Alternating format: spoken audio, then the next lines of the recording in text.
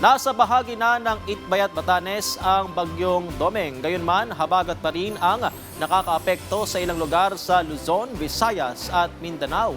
Kumuha tayo ng update mula kay Pag-asa Weather Specialist Charmaine Varilla. Magandang gabi, Sir Patrick, maging sa lahat ng ating mga tagapakinig, naritong ulat sa lagay ng panahon.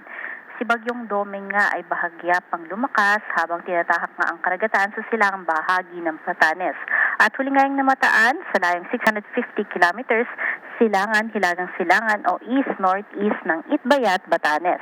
Sa ngayon, may taglay ito na lakas ng hangin na maabot ng 130 kilometers per hour malapit sa sentro at pagbugso ng maabot hanggang 160 kilometers per hour. Kumikilos nga yan pahilaga-hilagang kanluran sa bilis na 15 kilometers per hour.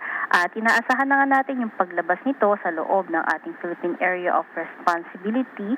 Posible nga yan bukas. At nananatili nga yan na typhoon hanggang sa makalabas ng ating PAR papunta sa may katimugang bahagi ng Japan. At hindi na rin natin inaasahan yung pagtataas pa ng wind signal sa aling bahagi pa ng ating bansa. At sa ngayon nga, wala na rin itong direktang epekto sa limang bahagi ng ating bansa.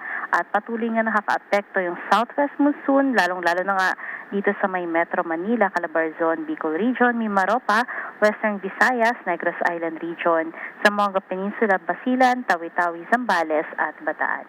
At yan ang ating latest mula dito sa Pag-asa Weather Forecasting Center, Charmaine Varilla, nag-ulat. Salamat Pag-asa Weather Specialist Charmaine Varilla.